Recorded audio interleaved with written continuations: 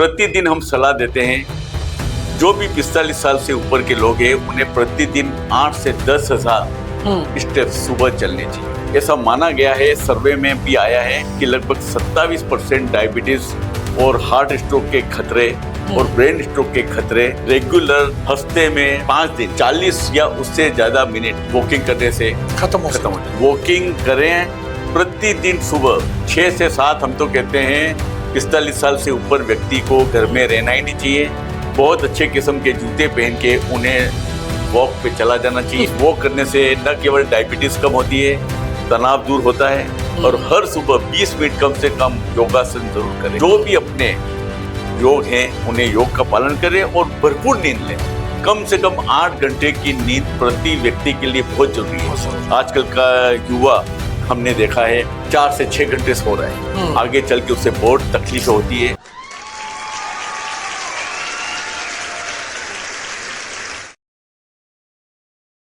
मनुष्य जब जन्म लेता है तो ईश्वर उसको कई गुण देता है और ये मनुष्य पर है कि वो अपने कितने गुणों को निखार पाता है।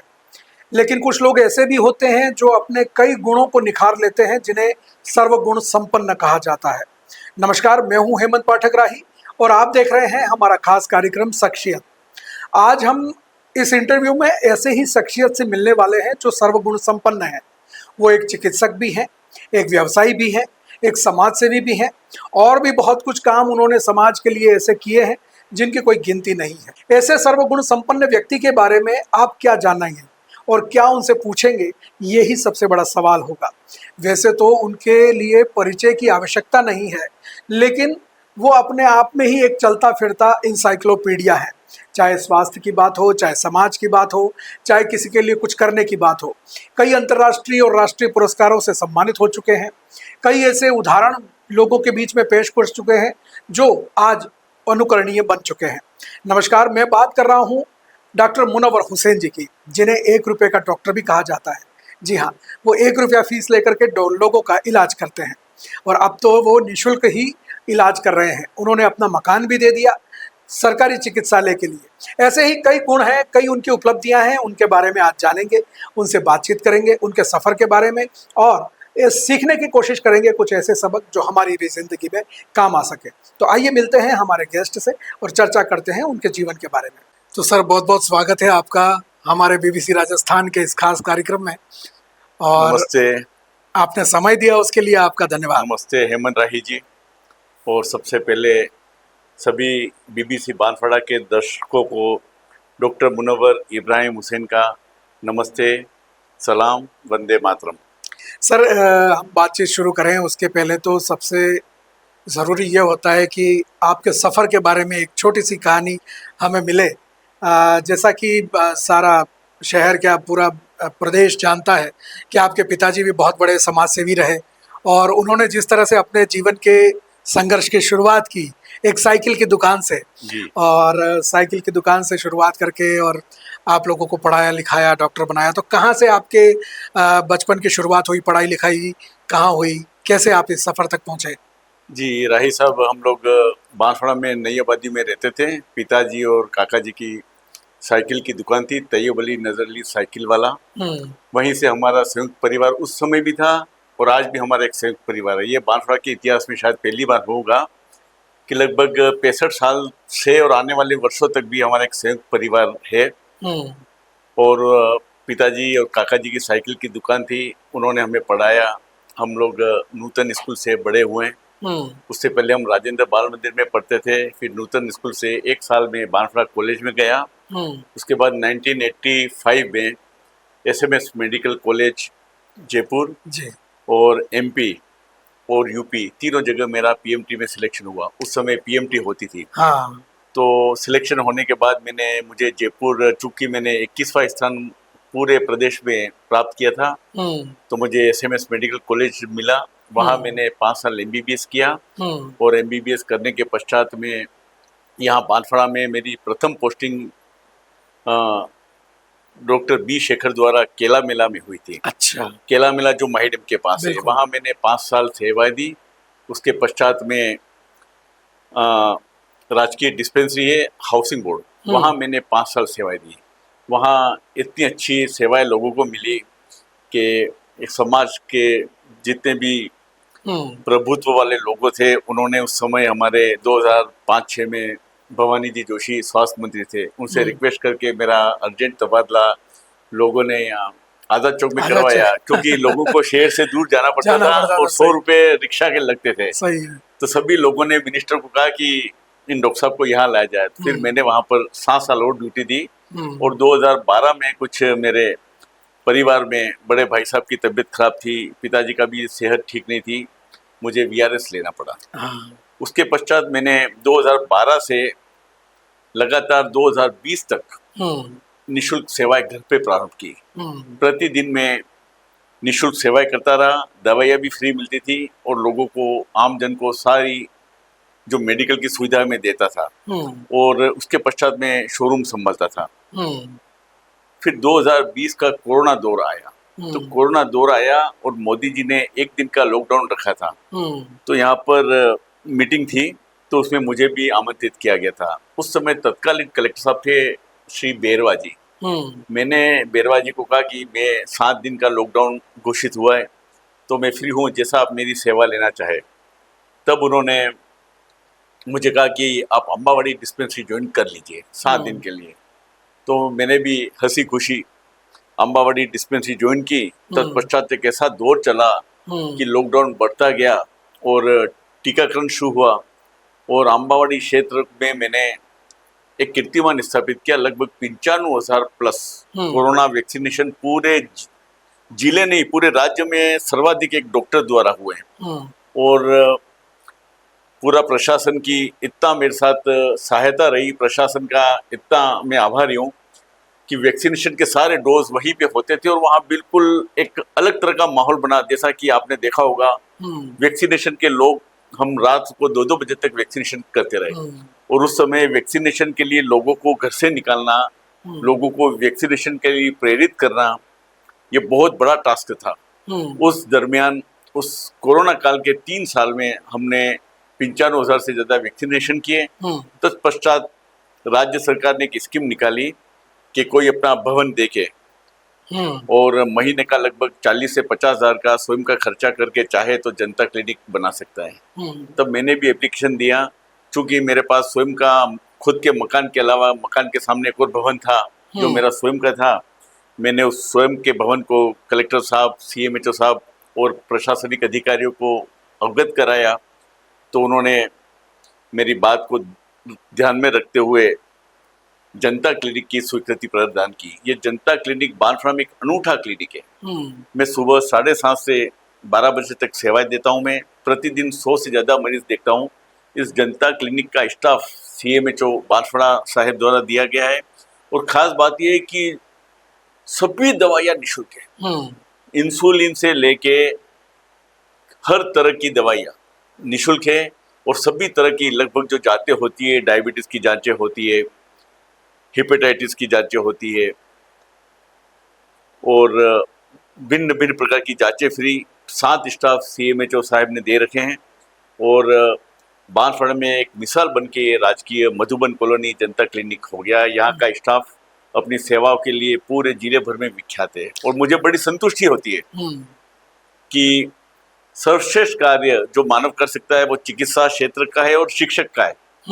तो मैं एज ए चिकित्सक होते हुए मुझे बहुत खुशी के बहुत अच्छे स्टाफ के साथ में बांसवाड़ा की जनता की सेवा करके इस माटी के प्रति मैं अपना कर्ज उतार रहा हूँ। ये तो सर हो गई कहानी, एक छोटी सी संक्षिप्त लेकिन हम जानना चाहते हैं कि जब आप स्कूल में थे या कॉलेज पढ़ रहे थे, तब आपके मन में था कि मुझे डॉक्टर बनना है या कुछ और करने का विचार था? आप पापा के पास भी जाते थे, साइकिल की दुकान पे, वहाँ पे भी आप बैठे, तो आपका मन व्यवसाय में था या डॉक्टरी पेशा आपको अपनाना था? उस समय आपके मन में क्या चल रहा था एक छात्र जीवन के रूप में? नहीं, चूंकि हमारा संयुक्त परिवार था तो मेरे पिताजी और मेरे भाई ने हमेशा मुझे इस बात के लिए प्रेरित किया कि तुम्हें एक चिकित्सक ही बनना है। और मेरे मन में भी एक चिकित्सक बनने का भाव इसलिए था। तो कोई रोल मॉडल था उस समय? नहीं, रोल मॉडल तो नहीं था, लेकिन मेरे को यूं था कि मैं लोगों की कैसे सेवा कर सकूं और वहीं से मैंने प्रयत्न किया था।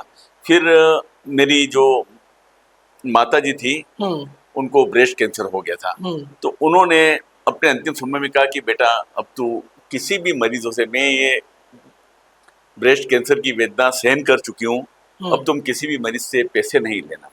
अब ये बात मेरे दिमाग में इतनी बुरी तरह से और इतनी अच्छी तरह से बैठ गई कि मैंने उसके बाद सन 1998 के बाद किसी मरीज से पैसा लेना मैंने बंद कर दिया है। और मैंने एक ही लक्ष्य रखा है कि कोई भी मरीज चिकित्सा सेवा से वंचित न रहे। इसलिए मेरे दरवाजे हमेशा इस क्षेत्र की जनता के लिए, चिकित्सा सेवा के लिए सदैव खुले। और यही पर्पज है, यही मेरा मोटो था और यही मेरी प्रेरणा थी कि मैंने जनता क्लिनिक को खोला है। जनता क्लिनिक में प्रतिदिन जो 100 लोग आते हैं वो मुझे एक बहुत बड़ा साहस दे जाते हैं कि मैंने अपने जीवन में जो अनुशासन से जो चिकित्सा सेवाएं चूज करने का मानस बनाया था, आज मुझे ये संतुष्टि कि मैं अपने उस मानस पे खरा उतर रहा हूँ। मेरे अपने सपने पे और मेरे पिताजी और भाई साहब के सपने पे भी खरा उतर रहा हूँ। तो उस समय जब आपने पीएमटी का एग्जाम दिया तो कहाँ जाके दिया एग्जाम आपने? नहीं, उस समय पीएमटी का एग्जाम बांसवाड़ा में ही हुआ था। अच्छा। और ये 1985 की बात तो है। आपके साथ में और भी कोई लोग सेलेक्ट हुए? मेरे साथ काफी लोग थे, उसमें से हम 7 से 8 लोगों का सिलेक्शन हुआ था। अच्छा। Doctor Ragini Shah, doctor Rajendra Mehta, doctor Nandini Shah आदि कई डॉक्टर्स हमारे साथ साथ उसी बेस से निकले। जी हाँ। फिर आप पीएमटी करने के लिए जयपुर गए? पीएमटी के पश्चात में एमबीबीएस करने के लिए आप जयपुर गए। तो वहाँ जब आप एमबीबीएस कर रहे थे, आपने जो है वो और भी बच्चों के साथ में एमबीबीएस किया, तो उस समय क्या सोच थी आपकी कि जो मेडिकल फील्ड है इसको माना जाता है कि ये बहुत अच्छा कमाई का फील्ड है और इसमें अच्छा पैसा मिलता है, तो वहाँ सोच मतलब क्या रहती थी आपकी? नहीं हेमंत जी, सच बात तो ये है कि मैं जिस दौर में एसएमएस मेडिकल कॉलेज में गया था उसके पश्चात घर में बहुत अच्छी संपन्नता थी, तो पैसा कमाने का मेरे दिमाग में कभी ख्याल आया नहीं। अच्छा। मैंने इसको एज ए सेवा का ही माध्यम चुना है। उसके पश्चात क्या हुआ कि सेवा का माध्यम चुनते चुनते मैं अपना काम कर रहा था। तत्पश्चात 2020 में मैंने एक बात देखी, डायबिटीज यानी शुगर के मरीज पूरे प्रदेश में बढ़ रहे हैं, पूरी दुनिया में बढ़ रहे हैं और बांसवाड़ा में बहुत ज्यादा बढ़ रहे हैं। तब मैंने उम्र के इस पड़ाव के ऊपर फेलोशिप लेने की सोची। मैंने चेन्नई से डायबिटीज में फेलोशिप ली और अभी ये जो क्लिनिक है उसमें 70% लोग डायबिटीज के मरीज ही आते हैं और ये डायबिटीज की सेवा का एक विस्तार केंद्र बन चुका है। पीएमटी करने के बाद में जब आपकी पहली पोस्टिंग हुई तो मतलब एमबीबीएस करने के बाद में तो कितने समय का गैप रहा या एमबीबीएस करते ही आपकी पोस्टिंग हो गई थी? नहीं, एमबीबीएस करने के बाद 1 साल मैंने बांसवाड़ा में इंटर्नशिप की और यहाँ पे मैंने जो हमारे डॉक्टर्स थे, सीनियर डॉक्टर्स जैसे व्यास जी है, उनसे मैंने बहुत कुछ सीखा। मेरे गॉडफादर बन के रहे हो इंटर्नशिप में, उन्होंने मुझे बहुत कुछ सिखाया। उसके पश्चात 6 महीने पश्चात मेरी पोस्टिंग हुई। प्रथम पोस्टिंग मेरी केला मेला बांसवाड़ा में हुई। केला मेला में मैंने 5 साल तक सेवाएं दी। उसके पश्चात मैं राजकीय हाउसिंग बोर्ड डिस्पेंसरी में आया। यहाँ के लोगों का मुझे भरपूर प्रेम और इससे मिला। आज भी मुझे बड़ा आश्चर्य होता है, उस जमाने के जो छोटे छोटे बच्चे थे 2-2, 3-3 साल के, कहीं मुझे विदेशों में और कहीं मुझे बॉम्बे के मॉल में मिलते हैं तो मुझे बड़ी खुशी थी। वो मुझे पहचान जाते, मैं तो उनको पहचान नहीं पाया। फिर वो बताते कि सर हम छोटे थे और आपके पास आते थे। और अभी भी कई बच्चे ऐसे हैं जो कभी बिजनेसमैन है, कभी सरकारी सेवा में आगे निकल चुके हैं। हाउसिंग बोर्ड में हमारे टाइम पे हम लोग बाहर टेंट लगाते थे और टोकन सिस्टम चलाते थे। वहाँ इतना रश रहता था, वहाँ पर भी मेरा 100 से 150 का ओपीडी प्रतिदिन रहता था। और बांसवाड़ा में हाउसिंग बोर्ड में जो सेवाएं थी वो मेरे एक स्वर्णिम काल था, क्योंकि दूर दूर से बांसवाड़ा से लोग वहाँ इलाज कराने आए थे। और हाउसिंग बोर्ड के लोगों का जो मेरे प्रति प्यार था और उन्होंने उस डिस्पेंसरी को स्थापित करने में अपना तन मन और धन तीनों लगा दिया था। शुरुआती दौर में ही एक प्रसिद्धि का जो है वो आपने स्वाद चखा। आपको जब पहली पोस्टिंग पे गए थे, जी हाँ, कोई ऐसा केस याद है आपको जहाँ पे आपको लगा हो कि यार ये जो है वो ये इस इलाके में ये क्या हो रहा है? हाँ जी, हम लोग उस समय में परिवार कल्याण पे विशेष जोर था, खासकर महिला नसबंदी का। तब डॉक्टर कल्ला जी मैडम थी, चंद्रप्रभा जी कल्ला, वो बांसवाड़ा के बहुत फेमस लेडी डॉक्टर थी। उनके द्वारा वहाँ पर कैंप चलते थे और हमें बड़ा आश्चर्य होता था कि हम लोगों ने वहाँ पे लेंटर्न जो होता ना, गैस होते थे, वो गैस लेके हम लोग खड़े रहते थे और वहाँ पे इस महिला नसबंदी के शिविर होते थे, क्योंकि उस समय लाइट नहीं थी सर। 1995 से 2000 तक केला मिला ग्राम में नहीं थी, तो उस समय मन बड़ा खिन्न भी होता था, लेकिन वो सब उस समय व्यवस्था नहीं थी। हमको माही डैम के पुल के नीचे से नदी में से मोटरसाइकिल लेके जाना पड़ता था। हम डेली अप डाउन करते थे, सुबह जाते थे और शाम को। रास्ता भी ठीक नहीं था, उस कच्चे रास्तों पे हम लोग निकल जाते थे। पर चूंकि उस समय सरकारी नियम था कि प्रति डॉक्टर को, हर डॉक्टर को शुरुआती 5 साल ग्रामीण सेवा में अपनी उपस्थिति देना अनिवार्य है, तो उसी के तहत मैंने केला मेला चुना था। और डॉक्टर बी शेखर बड़े खुश हुए थे जब मैंने उनको कहा था मुझे केला मेला ही दीजिए, क्योंकि मैं सुदूर के क्षेत्र का अपने जीवन के अंदर कुछ लोगों का अनुभव देखना चाहता हूँ, वो लोग कैसे जीते। डॉक्टर बी शेखर ने भी यहाँ साक्षरता के टाइम पे जी हाँ। बहुत जबरदस्त काम किया। जी, और वो तो बांसवाड़ा के लिए यादगार मिसाल है सर वो। मिसाल है। तो वहाँ जब आप केला मेला में काम करके हाउसिंग बोर्ड आए, जी हाँ। तो हाउसिंग बोर्ड आकर के और यहाँ पे जब आपने शुरू किया तो अब यहाँ पे डिस्पेंसरी की क्या स्थिति थी? नहीं, हाउसिंग बोर्ड में डिस्पेंसरी उस समय विकसित अवस्था में नहीं थी, और वहाँ पे उससे पहले कोई डॉक्टर था भी नहीं, नई नई खुली थी। हाँ। तो कोई विकसित था नहीं। उसके बाद आया, उसके बाद बहुत अच्छा जमाया। मेडिसिन उस समय भी प्रचुर मात्रा में आती थी, लेकिन एक परमानेंट डॉक्टर की व्यवस्था नहीं थी। और उस समय साहब हेमंत जी, डॉक्टर की पोस्ट बहुत खाली रहती थी। ये अभी पिछले 5-7 साल में भरना शुरू हुई, लेकिन उससे पहले पोस्ट डॉक्टर की बहुत वैकेंट रहती थी। और वहाँ जाने के बाद ऐसा लगा कि जैसे मतलब एक अपनत्व का प्यार जो मुझे हाउसिंग बोर्ड की जनता से मिला है, जो आज तक अतुलनीय है। क्योंकि ऐसा मतलब कि मुझे पता भी है, मैं जानता भी हूँ उन चीज़ों को, कि आपने जहाँ भी रहे आपने उस सरकारी अस्पताल को एक निजी अस्पताल की सुविधाओं वाला बनाने की पूरी कोशिश की। आप हाउसिंग बोर्ड रहे, आपने वहाँ पे जो है वो अच्छा काम किया। उसके बाद में आपको लोगों की मांग पर आज़ाद चौक डिस्पेंसरी में लाया गया। आज़ाद चौक डिस्पेंसरी को भी आपने ऐसा बना दिया कि मतलब वहाँ पे स्थितियाँ जो है वो पेशेंट की दिन भर रहती थी, आप अतिरिक्त काम भी करते थे वहाँ पे। आज़ाद चौक डिस्पेंसरी का ये हाल था कि हम लोग शाम को पूरा रोड बाहर ब्लॉक हो जाता था, क्योंकि वो थोड़ी संकरी गलियां हैं, तो लोग अपना वाहन लेके आते थे, टोकन चलते थे 120, 130, 140, तो सारी वाहन वहाँ इकट्ठे रहते थे। और जाते समय तो छुप के जाना पड़ता था, इतना क्योंकि उस समय क्या 2 पारियों में था जी। सुबह रहता था 9 से 1 और शाम को 4 से 6। तो 4 से 6 में तो पूरा बाहर सड़क ही ब्लॉक हो जाती थी, क्योंकि लोगों को इतना प्यार था, अपनापन था। और अंदर हमने व्यवस्था इतनी अच्छी कर रही थी, टोकन की व्यवस्था थी। उस समय हम कूलर लाए थे, कूलर की ठंडी हवा थी उस समय, और इन्वर्टर भी लगा दिए थे। सब जो व्यवस्था होती, और सब पब्लिक बहुत खुश थी, क्योंकि हम पब्लिक के अनुसार ही चलते थे। और एकदम कहते हैं ना, दवाइयों की जो क्वालिटी थी एकदम उत्तम थी। तो वहाँ पे जब आप सेवा में थे, वहाँ आपने कितना साल निकाला? वहाँ मैंने 7 साल निकाले। 7 साल निकाले। और फिर बाद में आपने, जब आप पीक पे थे, लोगों की डिमांड थी, लोग आपके पास आ रहे थे इलाज कराने के लिए, डॉक्टर मुनव्वर हुसैन का एक नाम बन गया था, और उसी समय आपने जो है वो अचानक से स्वैच्छिक सेवानिवृत्ति का डिसीजन ले लिया।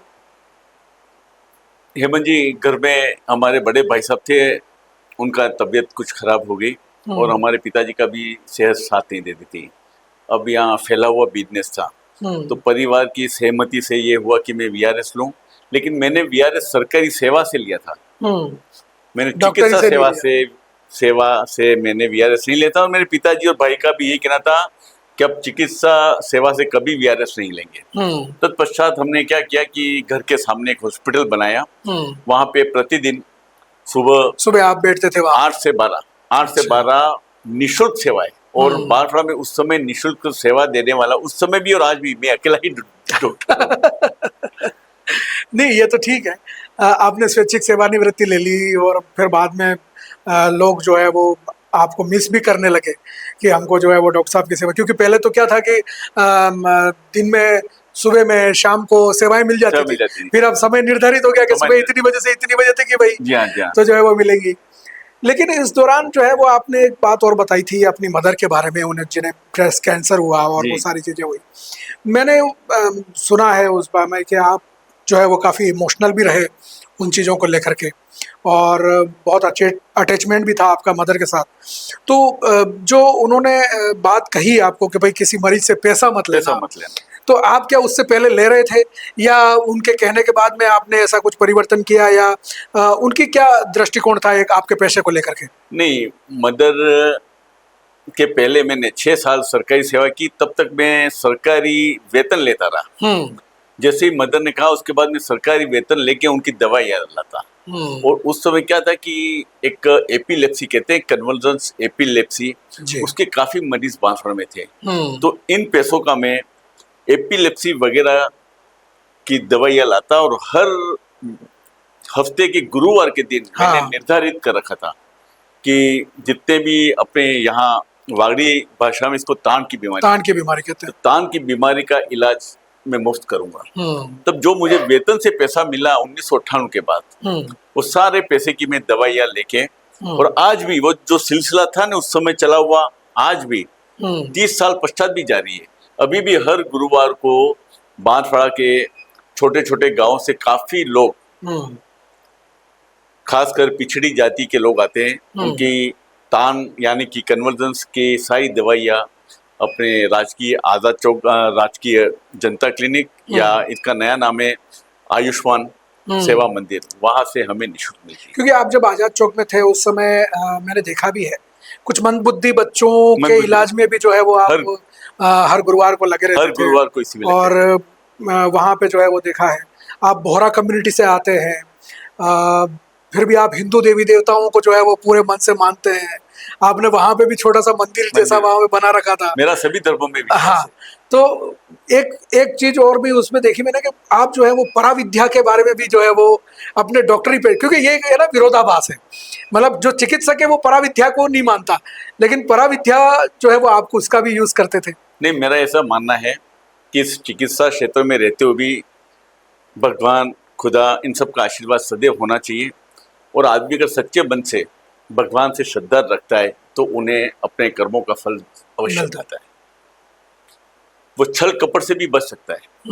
बस सवाल ये है कि उसे अपने भगवान पे और अपनी जो भगवान की शक्तियां है उस पर भी विश्वास करना चाहिए। और मैं सर्वधर्म का पालन करता हूँ, क्योंकि पूरे ब्रह्मांड की आप बात करें, सभी धर्मों के लोग रहते हैं। बस सर्वधर्म संपन्न बने, और सर्वधर्म का ही मैं हमेशा गुणगान गाता हूँ। तो आपको क्या लगता है बोहरा जो धर्म है जी, और हिंदू धर्म जो है, मुस्लिम धर्म है, या बाकी जो दूसरे धर्म है, उनमें मूल समानता क्या है जो हर व्यक्ति को समझनी चाहिए, अपनानी चाहिए? सर, मूल ये हम सभी एक ही ईश्वर की संतान है।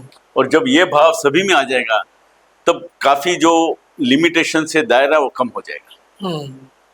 क्योंकि हम जब बीमार होते हैं तब हम ये नहीं देखते कि डॉक्टर कौन है, और जब हमें खून की आवश्यकता होती है तब हम ये नहीं देखते कि हम किसका खून ले रहे हैं। तो मेरा ऐसे मानना है कि सभी एक ही सृष्टि की संतान है।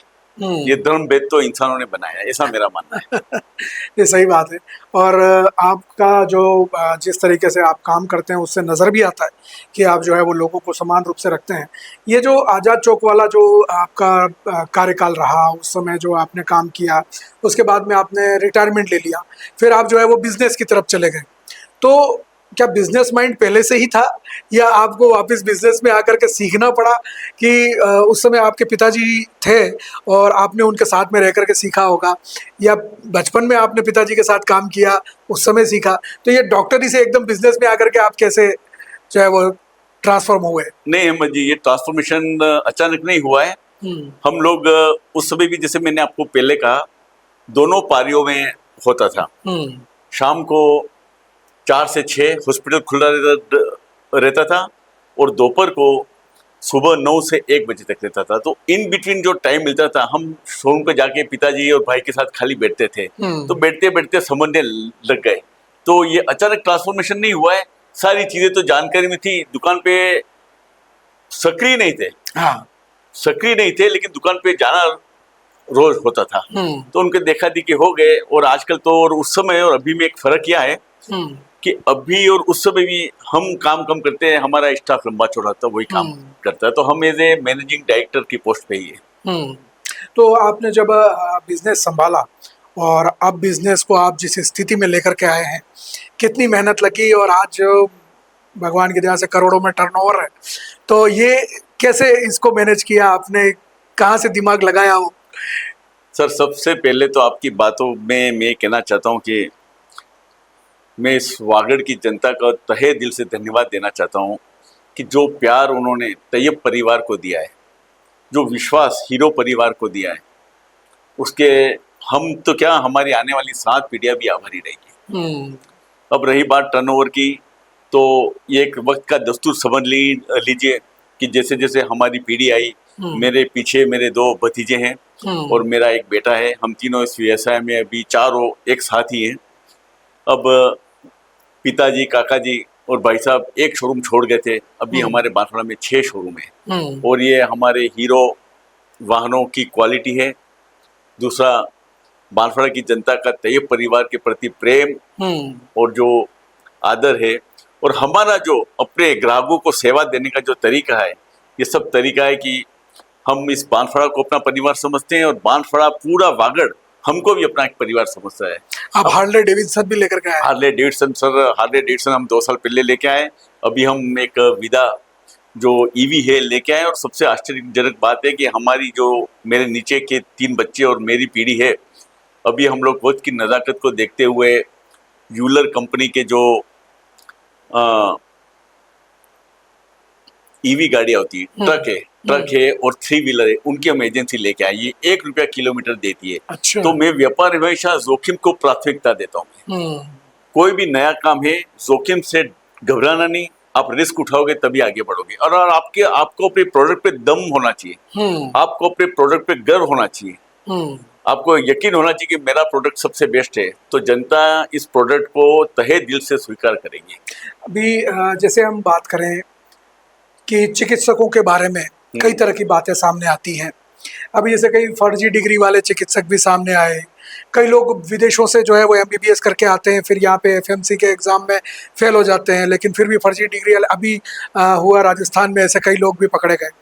तो ऐसे लोगों के लिए आप क्या कहना चाहते हैं कि जो चिकित्सा जो एक पेशा है जिसको भगवान समझा जाता है धरती का, उस पेशे से जो है वो लोग जो है इस तरह से करते हैं, तो आप क्या कहेंगे? सर, मेरा आज भी मानना है कि कुछ अपवादों को छोड़ के सभी चिकित्सक तन मन और धन से सेवाएं काम कर रहे हैं, और जो हमारे चिकित्सा की जो शोध है और चिकित्सा का जो शपथ पत्र दिलाई जाती है, लगभग उसी अनुरूप कार्य होता है। कुछ अपवाद तो आप जानते हैं सभी जगह होते हैं, तो ये अपवाद इसी श्रेणी में आते हैं सर। बाकी सभी की भावना पहली तो अपने मरीज को बचाने की और अपने चिकित्सक पेशे के साथ न्याय करने की भावना रहती है। तो आप डायबिटोलॉजी के भी स्पेशलिस्ट हैं, और डायबिटीज़ का जो है वो इस समय लगभग हर दूसरा मरीज जो है वो डायबिटीज़ का शिकार है। तो आप क्या सलाह देना चाहेंगे कि वो दवाइयाँ ले रहे होंगे, इंसुलिन ले रहे होंगे, कई चीज़ें कर रहे होंगे, उसके क्या दुष्प्रभाव हैं और उनको उसको नियंत्रित करने के लिए क्या करना चाहिए? एक आम इंसान दवाइयों से अलग क्या कर सकता है? हेमंत जी, आपने बहुत अच्छा सवाल पूछा है। अभी हम एक अजीब से दौर में गुजर रहे हैं। अभी डायबिटीज़ बहुत तेज़ी से बढ़ रही है, और ऐसा माना जा रहा है कि 2028-2030 तक भारत विश्व की डायबिटीज़ की राजधानी बनने जा रहा है। ये डायबिटीज़ एक ऐसा सब्जेक्ट है जिससे इसके होने वाले दुष्परिणामों को हमको घर घर तक पहुंचाना होगा। और सबसे बड़ा जो है वो है लाइफ स्टाइल मॉडिफिकेशन। अगर आप अपनी लाइफ स्टाइल में मॉडिफिकेशन नहीं करोगे तो डायबिटीज बढ़ता ही जाएगा। एक संक्षेप में मैं आपको बोलूं, YES, YES मतलब यस। इसमें 3 चीजें आती है। Y stand for yoga, E stand for exercise and S stand for sleep. Yoga, exercise, sleep. अब प्रतिदिन हम सलाह देते हैं, जो भी 45 साल से ऊपर के लोग हैं उन्हें प्रतिदिन 8 से 10 हजार स्टेप्स सुबह चलने चाहिए। अच्छा। ऐसा माना गया है, सर्वे में भी आया है कि लगभग 27% डायबिटीज और हार्ट स्ट्रोक के खतरे और ब्रेन स्ट्रोक के खतरे रेगुलर हफ्ते में 5 दिन 40 या उससे ज़्यादा मिनट वॉकिंग करने से खत्म हो जाती है। अच्छा। वॉकिंग करें, प्रतिदिन सुबह 6 से 7 हम तो कहते हैं 45 साल से ऊपर व्यक्ति को घर में रहना ही नहीं चाहिए। बहुत अच्छे किस्म के जूते पहन के उन्हें वॉक पे चला जाना चाहिए और इस वॉक करने से न केवल डायबिटीज कम होती है, तनाव दूर होता है और हर सुबह 20 मिनट कम से कम योगासन जरूर करें। जो भी अपने योग हैं उन्हें योग का पालन करें और भरपूर नींद लें। कम से कम 8 घंटे की नींद प्रति व्यक्ति के लिए बहुत जरूरी है। आजकल का युवा हमने देखा है 4 से 6 घंटे सो रहा है, आगे चल के उससे बहुत तकलीफ होती है। और डायबिटीज अभी लाइफस्टाइल की डिसीज हो गई है। डायबिटीज 2 तरह की होती है, एक होती है टाइप 1 और टाइप 2। जो टाइप 1 डायबिटीज होती है वो अर्ली एज में शुरू होती है और टाइप 2 डायबिटीज होती है वो लाइफ स्टाइल मॉडिफिकेशन से होती है, गलत तरह के खान पान और खासकर हमारी इस नवयुवक पीढ़ी के अंदर आप देखिएगा फास्ट फूड का चलन बहुत ज्यादा है। ये फास्ट फूड का चलन, बेतरतीब खाना, वक्त पे न खाना, वक्त पे नींद न लेना और स्ट्रेस, इस स्ट्रेस से हर व्यक्ति को दूर होना पड़ेगा। ये जो हेरिडिटी सिम्टम्स जो होते हैं डायबिटीज के, तो वो क्या रहते ही हमेशा साथ में? वो रहते हैं, लेकिन वो उन्हें अपनी अच्छी diet, healthy diet, healthy atmosphere, lifestyle modification, stress free life, इनसे थोड़ा बहुत मॉडिफिकेशन कर सकते हैं अगर हेरिडिटी है तो। अच्छा। लेकिन इसमें भी अच्छी दवाई आ गई, अच्छे इंसुलिन आ गए हैं, आदमी लंबी उम्र प्राप्त कर सकता है, लेकिन उसे अपनी लाइफस्टाइल मॉडिफिकेशन जरूर करना होगा। और लाइफस्टाइल के अंदर सबसे बड़ा है स्ट्रेस स्लिप जी। नींद पर्याप्त न लेना भी डायबिटीज का बहुत बड़ा कारण है। इसलिए ये डायबिटीज की राजधानी भारत बनने वाला है। हमारी सभी नवयुवकों से भी अपील है, कृपया फास्ट फूड पे अंकुश लगाइए और रोज व्यायाम जरूरी है। और हफ्ते में 5 दिन, कम से कम हफ्ते में 5 दिन का मतलब है 150 मिनट प्रति हफ्ता आपको सुबह पैदल चलना है। पैदल चलने से ये प्रूव्ड है कि आपका डायबिटीज और सारी बीमारियां है उसमें 27% की डिक्रीज होती है। तो ये जो जैसे अभी हम डायबिटीज की बात कर रहे हैं, तो इसमें खाने पीने में क्या सावधानी रखे?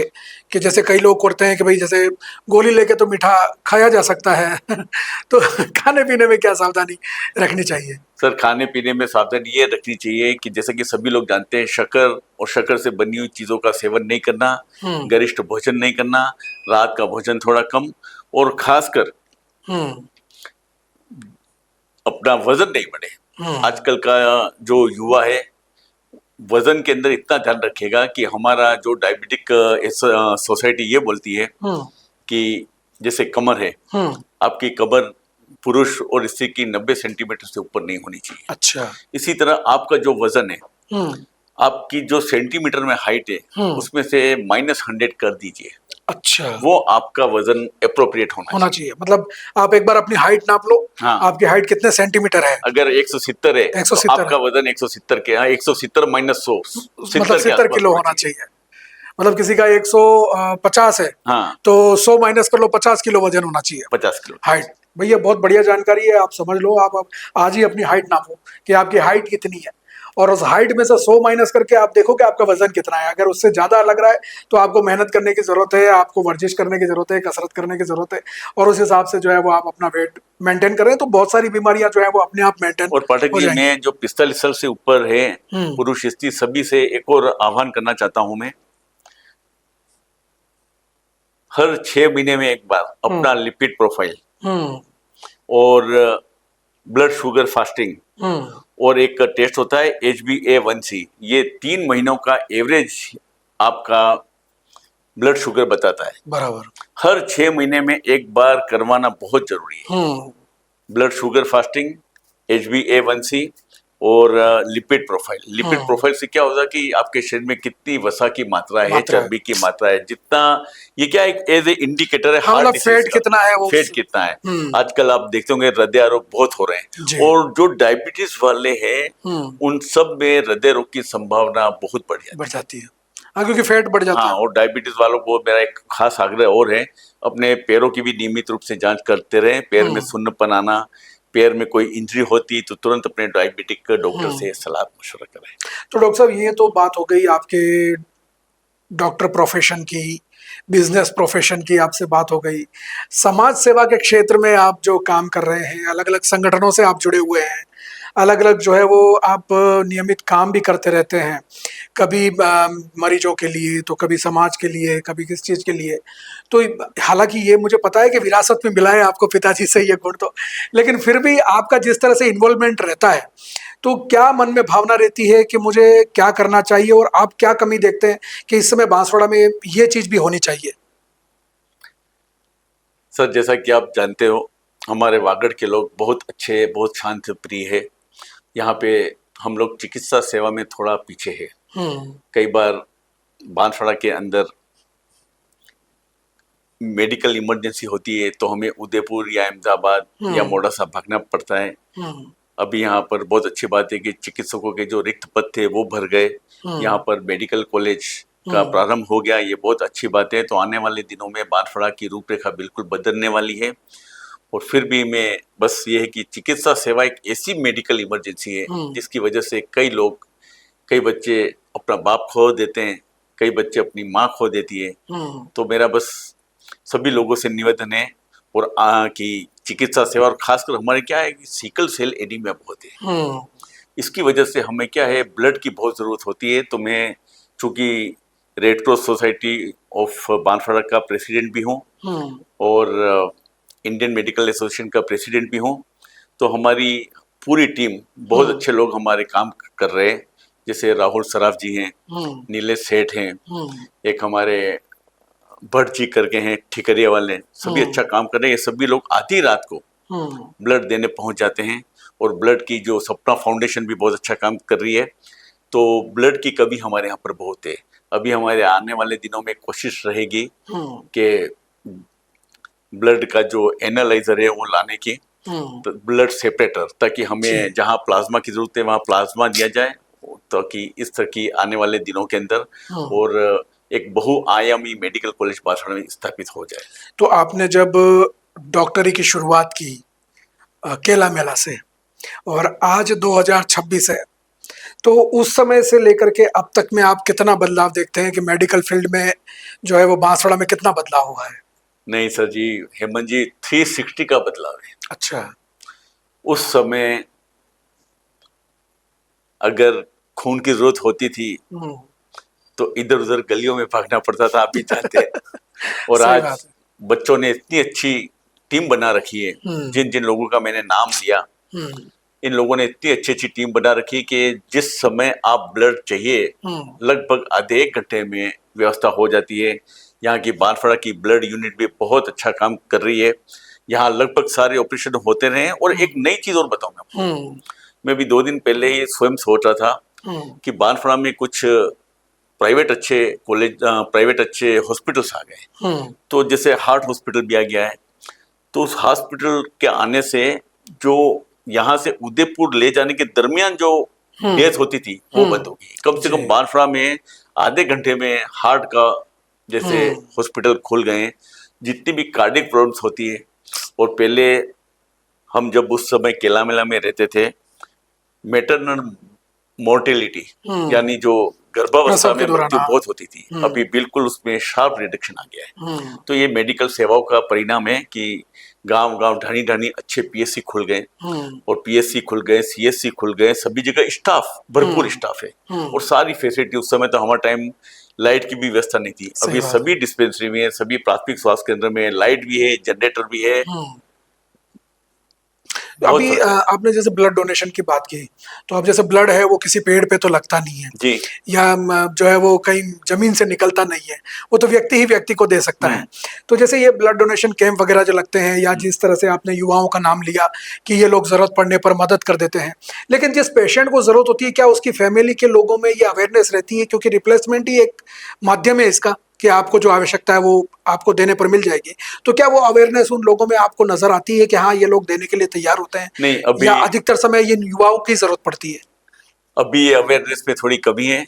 हमारी टीम लोगों को समझाती है कि जब आप किसी से ब्लड की डोनेशन की उम्मीद करते हैं तो स्वयं क्यों नहीं देते हैं। कई बार लोग रिप्लेसमेंट में दे देते हैं, लेकिन अभी तक परसेंटेज बहुत कम है। परसेंटेज बहुत कम है।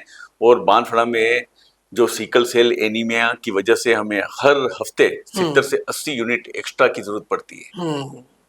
तो इस दिशा में हम बहुत सारे लोगों को प्रेरित कर रहे हैं, बहुत समझा रहे हैं। और आजकल एक नई ट्रेंड बहुत अच्छा हुआ है हेमंत जी, जो हमारे शहर के युवा है ना, उनमें एक नया ट्रेंड हो गया है कि अपने जन्मदिन पे वो लोग बिल्कुल, अपना शादी blood की donate सालगिरह करते हैं। हो, ये जन्मदिन हो। और मैं उन सब के लिए एक धन्यवाद देता हूँ, उन सब युवा लोगों को जो अपने जन्मदिन पे बांसवाड़ा के एमजी हॉस्पिटल में जाके ब्लड डोनेट करते हैं, ताकि उससे कम से कम दूसरे लोग भी प्रेरित हो सके और किसी की जिंदगी भी बचाई जा सके। सही बात है। अच्छा, ब्लड जो है डोनेशन की जहाँ बात आती है, तो सिर्फ ये समझाने के लिए कि भाई कौन ब्लड डोनेशन नहीं कर सकता, कौन कौन नहीं कर सकता? सर, अभी तक हमारा ऐसा मानना है कि 60 साल से ऊपर का व्यक्ति नहीं करे, ठीक है, डायबिटीज वाला व्यक्ति न करे, ठीक है, तीसरा जिसका शरीर में हीमोग्लोबिन की मात्रा कम है वो न करे, चौथा कोई एड्स, हेपेटाइटिस उससे पीड़ित व्यक्ति है वो न करे, या कोई गंभीर कैंसर से पीड़ित व्यक्ति न करे। और लोगों की भ्रांतियां मैं एक और दूर कर दूं पाठक जी, ब्लड डोनेट करने के बाद अगले 90 से 100 दिनों में वही अंदर रिप्लेसमेंट हो जाता है। तो हम ये कहना चाहते हैं कि आदमी, युवा साल में हर 4-4 महीने में 3 बार अपना ब्लड डोनेट कर सकता है। जैसा डॉक्टर साहब ने बताया कि डायबिटीज वाले, किसी कैंसर जैसी बीमारी से पीड़ित वाले, एचआईवी वाले, 60 साल से अधिक उम्र वाले, ये लोग ही ब्लड डोनेशन नहीं कर सकते। बाकी जितने भी लोग हैं, आप जो है वो ब्लड डोनेशन कर सकते हैं। और रक्तदान तो सबसे बड़ा दान कहा गया है। और एक फायदा और है इस रक्तदान की, एक और महत्व बताऊं मैं आपको। आप दूसरों को तो जिंदगी दे ही रहे हो, आप स्वयं की जिंदगी भी बढ़ा रहे हो, क्योंकि रक्तदान करने से आपका स्ट्रोक और हार्ट अटैक आने का खतरा कम हो जाता है। वाकई में बहुत समझदारी वाली बात है। और देखो, रक्तदान जैसा कि डॉक्टर साहब ने बताया कि 90 दिन में ही जितना जो आपने ब्लड आपसे लिया गया वो वापस आपके अंदर जो है वो बन जाएगा। और दूसरी बात यह है कि अगर खून देकर के किसी का जीवन बचाया जा सकता है तो इससे बड़ी बात क्या हो सकती है, क्योंकि जीवन देने वाले या तो ब्रह्मा है या फिर जो है वो परमपिता परमेश्वर है, वो ही जीवन दे सकते हैं, या फिर धरती पर नारी है जो नए जीवन का सृजन कर सकती है। और अगर तीसरे व्यक्ति आप रक्तदान करके बन सकते हैं, मान लो किसी को जीवन दे सकते हैं, तो बनना चाहिए। हमें समाज में एक दूसरे की मदद करनी चाहिए। तो डॉक्टर साहब, जब ये रक्तदान की बात हम करते हैं या बांसवाड़ा में चिकित्सा सेवाओं की जब हम बात करते हैं, तो आपने जैसा कि बताया कि अब सुविधाएं जो है पहले से बढ़ गई हैं, सारी चीजें जो है वो अब कई नई चीजें हैं, कुछ कमी भी है जिनको पूरा करना जरूरी है। लेकिन फिर भी मुझे लगता है कि जैसे आज भी लोग अहमदाबाद, बड़ौदा, दाहोद, उदयपुर या बड़ी सिटीज में जाते हैं, तो क्या यहाँ के जो डॉक्टर्स हैं वो कॉन्फिडेंस पैदा नहीं कर पाए मरीजों में, जिसकी वजह से मरीजों को यहाँ से बाहर जाना पड़ता है? नहीं, ऐसी बात नहीं पाठक साहब। यहाँ सबसे बड़ी प्रॉब्लम है कि सुपर स्पेशलिटी नहीं है। जैसे आज भी बांसवाड़ा में नेफ्रो के डीएम जो सुपर स्पेशलिटी नहीं है, तो इस केस के अंदर ये जो नेफ्रोलॉजी से संबंधित या सुपर स्पेशलिटी की जहाँ तक बात आती है, तो हम लोग पूरी तरह से डिपेंड बड़े सेंटर पे है। फिर भी बांसवाड़ा में अभी मेडिकल कॉलेज खुलने से हमें उम्मीद है कि आने वाले 2-3 वर्षों में सुपर स्पेशलिटी के डॉक्टर्स भी बांसवाड़ा शहर में आएंगे और स्थिति बेहतर होगी सर। अगले 2-3 साल में स्थिति बहुत बेहतर होगी। कोई ऐसी बात जो आपको कहना चाहते हैं आप, या जो सवाल पूछा जा सकता है ऐसा? जी हाँ, नहीं, हाँ। किस बारे में? नहीं, एक थोड़ा अंगदान के बारे में बोल। हाँ, ठीक। आईएमए नहीं है, रेड क्रॉस की तरफ से। तो ये रक्तदान की भी बात हो गई, मेडिकल फैसिलिटीज की भी बात हो गई। अब जैसे यहाँ पे मेडिकल कॉलेज भी आ गया है, एमबीबीएस करने वाले बच्चे यहाँ पे पढ़ रहे हैं। एक बहुत बड़ा विषय आता है अंगदान को लेकर के जी। और इसको लेकर के भी बहुत भ्रांतियां जो है वो रहती हैं। जो हमारे क्रिमेशन के जो संस्कार हैं, अंतिम संस्कार के जो नियम होते हैं, उनमें कहा गया है कि जब तक अंतिम संस्कार नहीं होता है किसी व्यक्ति का, तब तक उसकी मुक्ति संभव नहीं है। लेकिन ये अंगदान को लेकर के या जैसे शरीर दान को लेकर के जो बातें होती हैं, तो इसको लेकर के आप क्या सोचते हैं? क्या आपका कहना है इस बारे में? पाठक जी, इसमें क्या है कि अंगदान देने से एक व्यक्ति लगभग 15 से 17 लोगों को जीवन बचा सकता है। अच्छा। और खासकर हमारे जो देश में बहुत सारे लोगों को कॉर्निया की जरूरत होती है, तो आई डोनेशन जिसको कहते हैं, तो कॉर्निया के अंदर 6 घंटे में अगर कॉर्निया का अगर डोनेशन होता है, पहले से शपथ पत्र लिया जाता है, कॉर्निया का हो सकता है, दूसरा आपका लीवर व्यक्ति का दान हो सकता है और काफी सारे अंग हो सकते हैं दान, लेकिन उसके लिए पहले से उनका उनको एक फॉर्म भर के दिया जाता है जिसपे वो रजिस्टर्ड होते हैं और हमारी सोसाइटी उसको रजिस्टर्ड करती है। एक व्यक्ति लगभग 14 से 15 अंगों का दान कर सकता है। तो ये सिस्टम बहुत अच्छा है और हमने तो सुना है कि श्रीलंका में कंपलसरी है आई डोनेशन, मतलब कोर्निया डोनेशन। तो इससे क्या होगा कि आप किसी को जीते जी तो कुछ दे नहीं सकते हो, लेकिन मरने के बाद भी आपकी आंखें किसी और की आंखें बन के देखे तो इससे बड़ा दान कुछ नहीं हो सकता। तो डॉक्टर साहब से आज बात करा तो आज डॉक्टर साहब से बात करके ऐसा लगा कि जीवन में बहुत कुछ अधूरा है और उसे पूरा करने के लिए हमें अपने अंदर ही एक खोज करनी होगी कि हम इस सृष्टि में क्यों हैं और हमारी जिम्मेदारियां क्या हैं और कैसे हम उनको निभा सकते हैं। समाज के लिए हम उपयोगी कैसे बन सकते हैं, हम जो कर रहे हैं उसी काम को करते हुए हम समाज के लिए क्या अच्छा कर सकते हैं, हम मानव को मानव समझ करके उसकी सेवा कैसे कर सकते हैं। तो डॉक्टर साहब के जीवन से बहुत कुछ सीखने को मिलता है।